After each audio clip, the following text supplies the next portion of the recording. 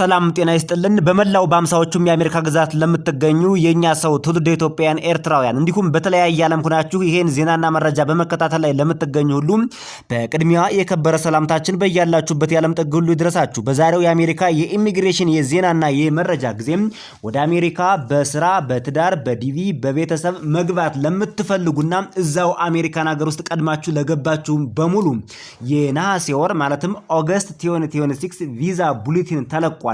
የኢትዮጵያውያንም ቪዛ ቡሌቲንም ጭምር ተለቋል። የአሜሪካ የውጭ ጉዳይ ሚኒስቴር የነሐሴ ወይም ኦገስት 2026 የቪዛ ማስታወቂያ ይፋ ያደረገ ሲሆን ይህም ለቤተሰብ ስፖንሰርሺፕ ለስራ ስምሪትና ለዲቪ አመልካቾች የሚመለከቱትን የቀናቶች ገደብና የቪዛ አቆጣጠር ሁኔታዎችን ይፋ አድርጓል። በቅርብ ወራት ውስጥ በተደረጉ የአስተዳደራዊ ለውጦችና የቪዛ አሰጣጥ ሁኔታዎች ለአናሳ ቀናቶች ወደፊት እንዲገፉ ተደርጓል። ሁላችሁም ይሄን ቪዲዮ ይሄን ዜናና መረጃ የምትከታተሉ በሙሉ ማስታወሻ በመያዝ የናንተ ቀን መቼ እንደሆነ አሜሪካ የምትገቡባትን ቀን አሁን ወስናችሁ ቆርጣችሁ ትሄዳላችሁ። ይህ ከዜናዎቹና ከመረጃዎቹ ሁሉ እጅግ በጣም የተለየ ነው። የዩቲዩብ ቻናሉን ሰብስክራይብ አድርጋችሁ የደወል ምልክቷን በመጫን ያለምንም ክፍያ ይሄን ዜናና መረጃ ውሰዱ፣ ለራሳችሁ አድርጉ። ሰናይ ቆይታ፣ አብረን እንከታተለው። የአሜሪካ የውጭ ጉዳይ ሚኒስቴር በነሐሴ ወር ማለትም ኦገስት 2026 በግሪን ካርድ ወይም በቋሚ ነዋሪነት በኢሚግራንት ቪዛ ወደ አሜሪካን ሀገር የሚገቡ ዜጎችን የጊዜ ቅደም ተከተል ይፋ አድርጓል። የትውልደ ኢትዮጵያውያን የትውልደ ኤርትራውያንም ጭምር ይፋ ሆኗል። በዚህ ፕሮግራም መሰረት ሁለት አይነት የግሪን ካርድ ማግኛ መንገዶች በዋናነት ቦልድ ሆነው ወጥተዋል። ለቤተሰብ ስፖንሰርሺፕና ለስራ ስምሪት ፈላጊዎች እንዲሁም የዲቪ ሎተሪም ጭምር ተካቷል።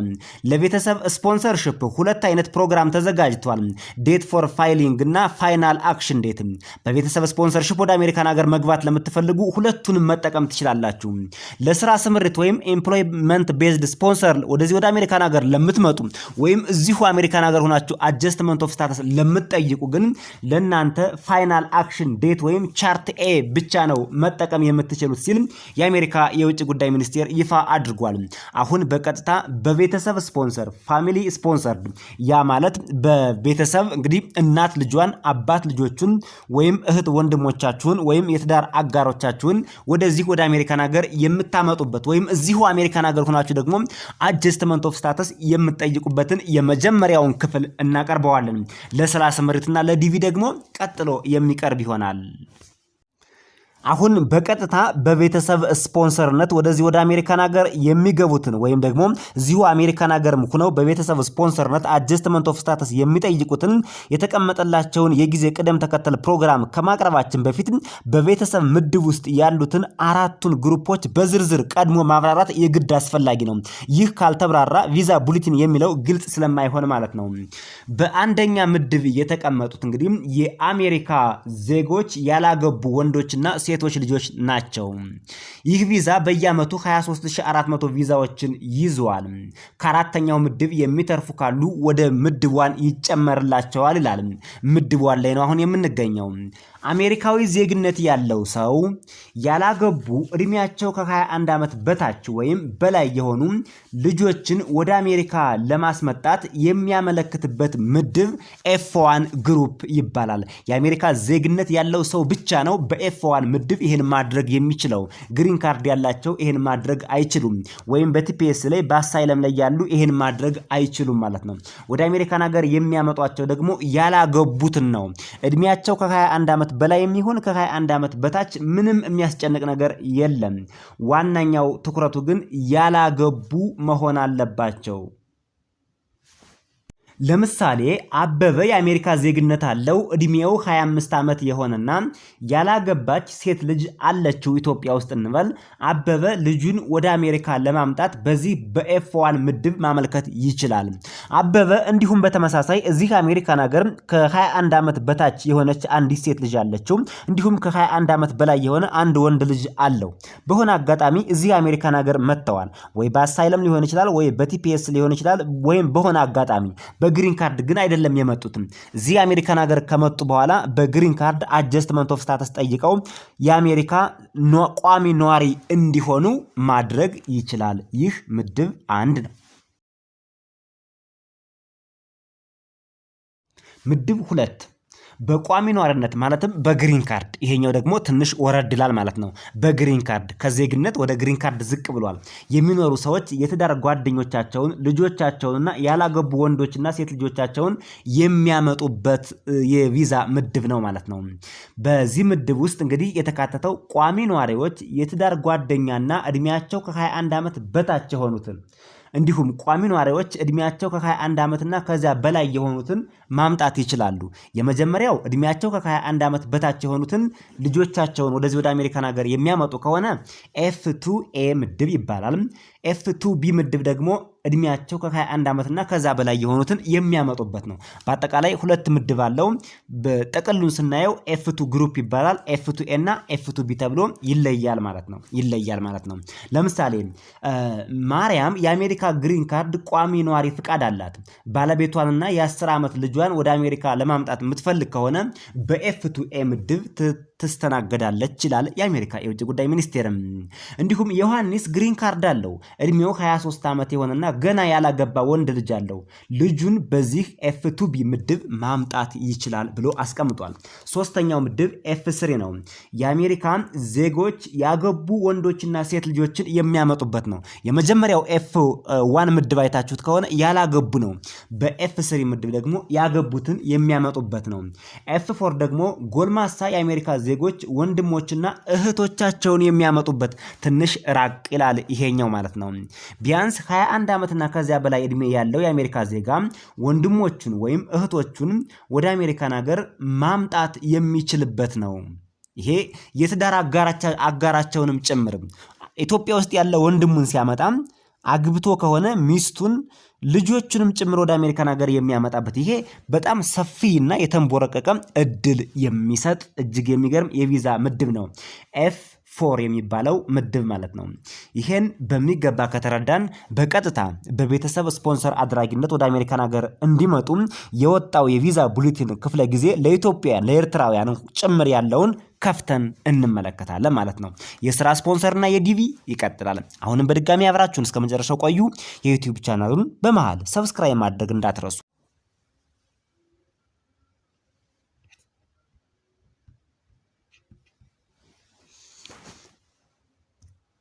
ቪዛ ቡሌቲን የሚለውን ስንከፍተው በቀጥታ ይሄን ፔጅ እናገኛለን። ከረንት ቪዛ ቡሌቲን የሐምሌ ወር ወይም ጁላይ እዚህ ጋር እንደሚታያችሁ ተቀምጧል። አፕካሚንግ ቪዛ ቡሌቲን ወይም ደግሞ ኦገስት 2026 ቪዛ ቡሌቲን ደግሞ እዚህ ጋር ተቀምጧል ማለት ነው። ቀድመው ነው የለቀቁት። እንግዲህ የነሐሴን ወር ቀድመው ለቀውታል ማለት ነው። ገና ኦገስት 2026 አልገባም።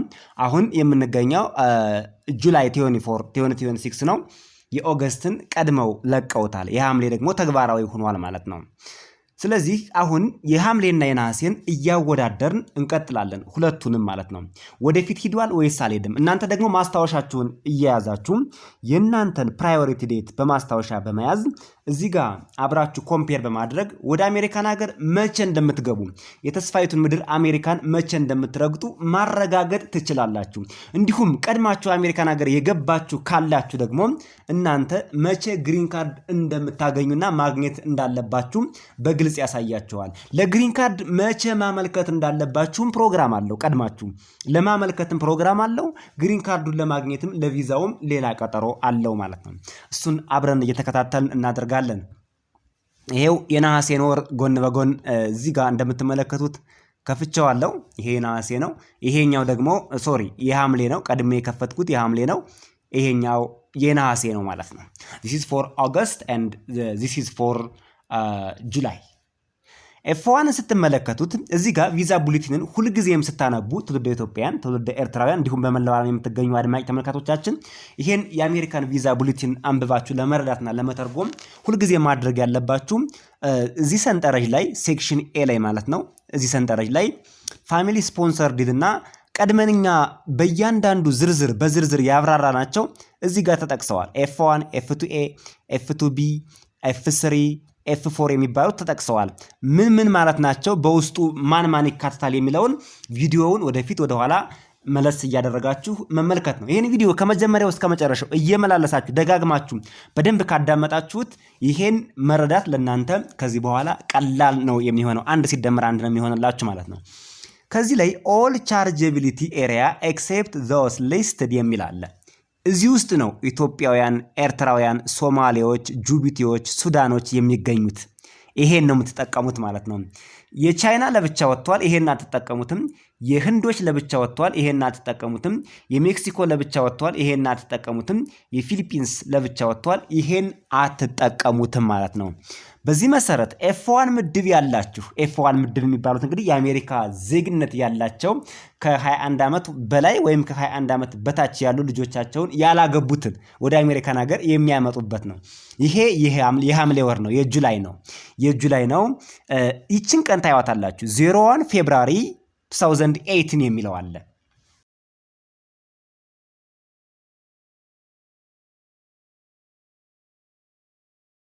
ይሄ አሁን ፋይናል አክሽን ዴቱ ነው።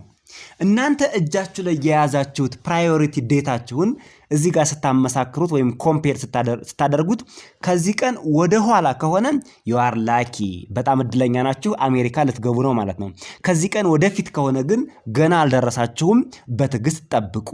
ስለዚህ ባጭሩ አሁን እስከ 2018 ድረስ ቀጠሮ ያላቸው እየተጠሩ ነው ብላችሁ ያዙት። አጠር ባለ ቋንቋ እስከ 2018 ያሉት እየተጠሩ ነው። መቼ? ሐምሌ ወር ላይ፣ ነሐሴ ወር ላይ ወይም ኦገስት ላይ እስከ 2019 ትንሽ 1 ዓመት ጨምሮላቸዋል ማለት ነው። እስከዛ ድረስ ያሉትን እየጠራ ነው የአሜሪካ መንግስት።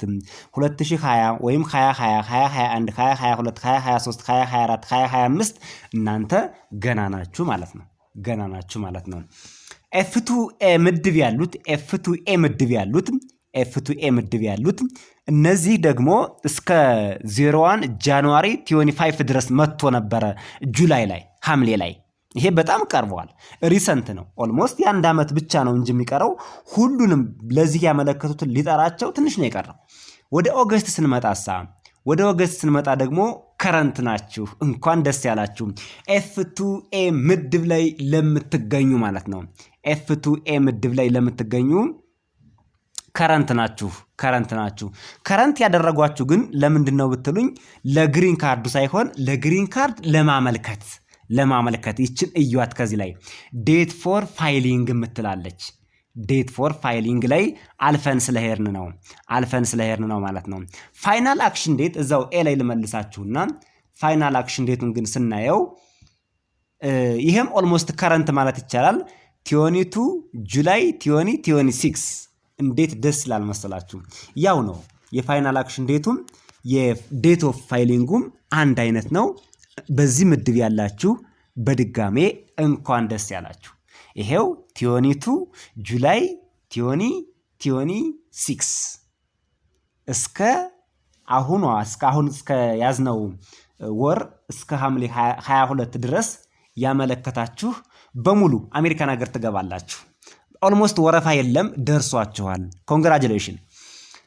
ኤፍ2ቢ ምድብ ያሉት ሐምሌ ላይ ወይም ጁላይ ላይ ይሄ ነበር። ሸድ ማረግበትን ከርሰሩንና ታቦቹን ስዊች ሳደርግ በደንብ ተከታተሉኝ፣ ጊዜ ሰጣችሁ ተከታተሉት። ኤፍ2ቢ ምድብ 22 ኖቬምበር 2017 ነበር። በጣም ሩቅ ነው፣ አስቡት። 2018 አለ፣ 19 አለ፣ 2020 አለ፣ 2021፣ 2022 በጣም ብዙ ዓመታትን ላግ አድርጎ ነበር። እስኪ የነሐሴን ልከፍተው ነው የነሐሴን። ዋው! ኦገስትም ቢሆን ብዙም አራቀም። እስከ 2018 ያሉትን እየጠራ ነው። 1 ዓመት ቀረብ ብሏል ማለት ነው። ኤፍ3 ምድብ ያሉትን እንያቸው። 15 ኤፕሪል 2012 ነበሩ። አሁን 15 ሜይ 2012። ይሄ የተወሰኑ ወራትን 3-4 ወራትን ብቻ ነው ወደፊት ፈቀቅ ያለው፣ ምንም እየሄደ አይደለም ማለት ነው። ኤፍ4 01 ጃንዋሪ 2019 ነው ያለው። 2009 ሶሪ፣ ጥር 2009 ያሉትን ብቻ ነው እየጠራ የሚገኘው። ተኝቷል። በዚህ የቪዛ ቡሌቲን አሜሪካን ሀገር እገባለሁ ብሎ የሚያስብ ሰው ተስፋ ቢቆርጥ ይሻላል። የነሐሴ ወርንም ስናየው ወይም የኦገስትንም ተመሳሳይ ነው። 01 ሴፕቴምበር 2009 ነው የሚለው። አስቡት። ገና 2009 ነው ያለው። ኦልሞስት ከ15 ዓመት በላይ ያስጠብቃል። ከ15 ዓመት ያሉት ገና ናቸው ማለት ነው። አልተጠሩም። መቼም በዚህ ቪዛ አሜሪካን ሀገር እገባለሁ የሚል ሰው ተስፋ ቆርጦ ሌላ አማራጭ ቢወስድ እንመክረዋለን ማለት ነው። ይህ ፋይናል አክሽን ዴት ነው። ዴት ኦፍ ፋይሊንግን በዚህ መሰረት እናንተ ገብታችሁ የነሐሴ ወርን ማየት ትችላላችሁ። አንዷን የኤፍ2ኤን ምድብ ቀድመን አይተናታል። ይኸው ከረንት ሆናለች። ሌሎችም ቀረብ ያለ ጊዜ አላቸው ማለት ነው። የቤተሰብ ስፖንሰርን ጨርሰናል። ወደ ስራ ወይም ወደ ኤምፕሎይመንት ቤዝድ ስፖንሰር ተሸጋገርን። በድጋሜ በመሃል ዩቲዩብ ቻናሉን ሰብስክራይብ ማድረግ እንዳትረሱ።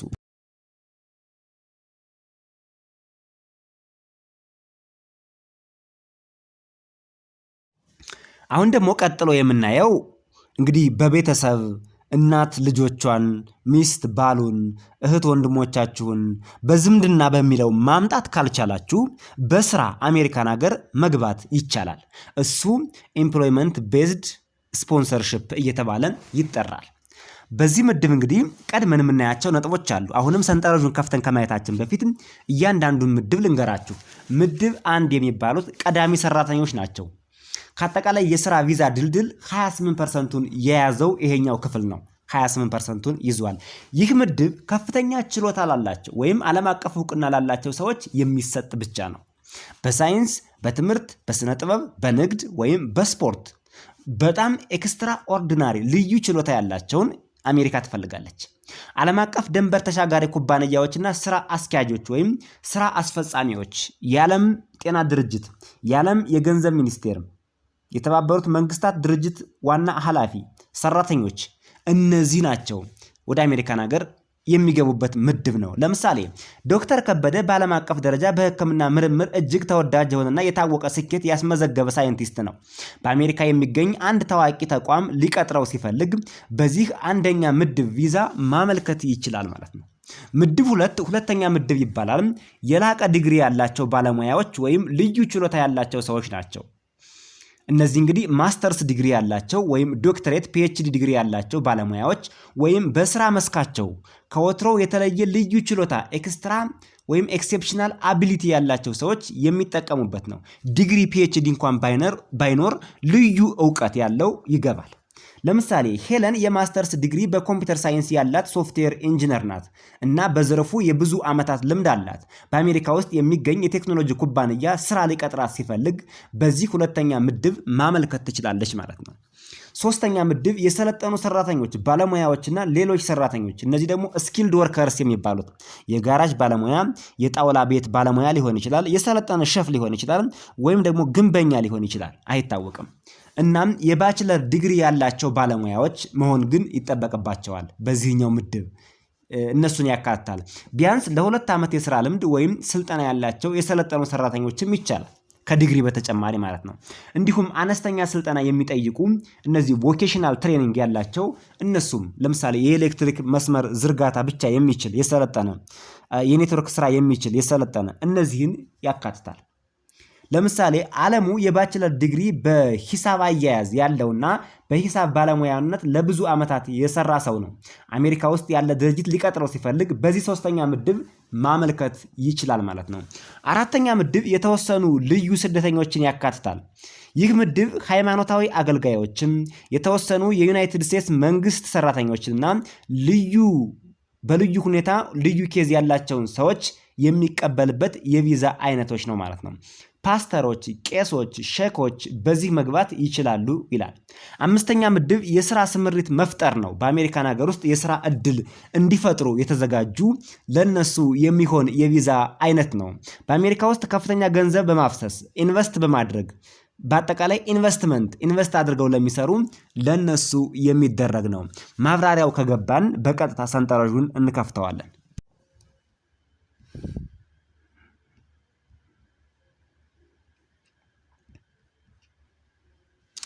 እሺ ሰንጠረዡን እንደምትመለከቱት ይህ በኤምፕሎይመንት ቤዝድ ወይም በስራ ስፖንሰር ለሚመጡ ነው። የመጀመሪያ የከፈትኩት የጁላይ ወይም የሐምሌ ወር ነው። በፈረስት ምድብ ያላችሁ እዚህ ጋር እንደምትመለከቱት ከረንት ናችሁ። ከረንት ናችሁ። እዚህ ላይ ጥንቃቄ ማድረግ ያለባችሁ በስራ አጋጣሚ በኤምፕሎይመንት ቤዝድ ወደ አሜሪካን ሀገር ለምትመጡ በሙሉ ዴት ፎር ፋይሊንግን መጠቀም አትችሉም። ፋይናል አክሽን ዴትን ነው መጠቀም የምትችሉት ማለት ነው። ለማመልከቻም ይሁን ለግሪን ካርዳችሁ ፋይናል አክሽን ዴትን ተጠቀሙ ብሏል የአሜሪካ መንግስት። የነሐሴን ወር ስናየውም ትንሽ የነሐሴ ወር አሁንም ተመሳሳይ ነው። እዚህ ምድብ ለምትገኙ ከረንት ናችሁ። ፈጣሪ መርቋቸዋል። እናንተ አሜሪካን ሀገር መግባት ነው። በቡድን 1 እና በቡድን 2 ወይም ፈረስት እና ሰከንድ ምድብ ያላችሁ። ሰርድ ያላችሁ የሐምሌን ወር ስንመለከተው በሰርድ እስከ 2024 ድረስ ኦገስት 2024 ድረስ ያላችሁ እየገባችሁ ነበር። አሁን ግን ትንሽ እስከ ሴፕቴምበር አድርጎታል። 1 ወር ነው ወደፊት የሄደው፣ ባለበት ቁሟል ማለት ይቻላል። አዘር ወርከርም ጥሩ ነው። ኤፕሪል 2022 ላይ ሁኗል፣ ነሐሴ ላይ። ሐምሌ ላይ ደግሞ 01 ማርች 2022 ሁኗል ማለት ነው። ኦልሞስት ተቀራራቢ ነው። የሌሎችንም እናንተ መመልከት ትችላላችሁ። ፎርዝ ምድብ ያላችሁ ይኸው እዚህ ጋር ተቀምጦላችኋል። 5ኛ ምድብ ያላችሁ አሜሪካን ሀገር ሄጄ ኢንቨስት አድርጌ አሜሪካን ሀገር ውስጥ የስራ እድል ፈጥሬ እኖራለሁ የሚል ግለሰብ ካለ አሁኑኑ በደቂቃ ውስጥ አሜሪካን ሀገር መግባት ይችላል ብላለች አሜሪካ። ለዛ ነው 5ኛ ምድቦችን በሙሉ እንደምታዩቸው ከረንት አድርጓቸዋል ማለት ነው። የዲቪ ሎተሪን ባጭሩ ላስቃኛችሁ። ዲቪ ሎተሪ ምን እንደሚመስል ማለት ነው። የዲቪ ሎተሪ እንግዲህ እዚህ ጋር የተሰጠው ቁጥር አለ። ለአፍሪካውያን ኦል ዳይቨርሲቲ ቪዛ ቻርጀቢሊቲ ኤሪያ ኤክሴፕት ዞስ ሊስትድ እና ለአፍሪካውያን እስከ 60 ሺህ ድረስ እየገቡ ይገኛሉ። ለኤሲያዎች 40 ሺህ አድርጎታል። ለኢሮፕ 29 ሺህ አድርጎታል ማለት ነው። የሐምሌን ወር ባሳያችሁ ብዙ ጋፕ ይኖረዋል። ኦልሞስት ተመሳሳይ ነው። ይሄው 60 ሺህ ነው ለአፍሪካውያን፣ ለኤሲያዎች ደግሞ 40 ሺህ ነው። እንግዲህ የተከበራችሁ አድማጭ ተመልካቾቻችን የቪዛ ቡሌቲን ሰንጠረዡ እንዳጠቃላይ ስንመለከተው ይሄን ይመስላል። ትልቁ ነጥብ ግን እዚህ ጋር ምንድነው? ትውልደ ኢትዮጵያውያን በዚህ ቪዛ ቡሌቲን ቀናቸው ቢደርስም እንኳን የአሜሪካ የውጭ ጉዳይ ሚኒስቴርና አጠቃላይ የፕሬዝዳንት ትራምፕ አስተዳደር በኢትዮጵያውያን ላይ የቪዛ እገዳ ጥሏል። በተለይ የግሪን ካርድ ቪዛ እገዳን ጥሏል ማለት ነው። ስለዚህ ኢትዮጵያ ውስጥ የሚኖሩት እዚህ አሜሪካን ሀገር ያልመጡት ይህ ምን ይሰራላቸዋል ካላችሁኝ ይሄን ቪዛ ቡሌቲን መከታተላቸውና ይሄን ፕሮግራም ወይም ይሄን ቪዲዮ ማየታቸው የአሜሪካ መንግስት መቼ እንደሚከፍተው አይታወቅም። ዛሬ ሳምንት፣ የዛሬ ሳምንት ሊለቀው ይችላል። በተከፈተ ሰዓት ተዘጋጅታችሁ ስለጠበቃችሁና የቪዛ ቡሌቲን ፕሮግራማችሁን ስላወቃችሁ ወደ አሜሪካን ሀገር ለመግባት ሁኔታው ቀላል ይሆንላችኋል ማለት ነው። አሜሪካን ሀገር የምትገኙ ትውልደ ኢትዮጵያውያን ኤርትራውያን ደግሞ እዚሁ አሜሪካን ሀገር በሆነ አጋጣሚ ገብታችኋል። አሁን አጀስትመንት ኦፍ ስታተስ ጠይቃችሁ ቋሚ ነዋሪ ለመሆን ያስችላችኋል። ለዚህ ሁለት ዓላማ ነው ይህን ቪዲዮ ያቀረብንላችሁ። የተከበራችሁ አድማጭ ተመልካቾቻችን በሌላ ተመሳሳይ የአሜሪካ የኢሚግሬሽን ዜናና መረጃ እስከምንገናኝ በያላችሁበት የዓለም ጥግ ሁሉ መልካሙን ሁሉ እንመኛለን። ለዛሬው በዚህ ተሰናበትን።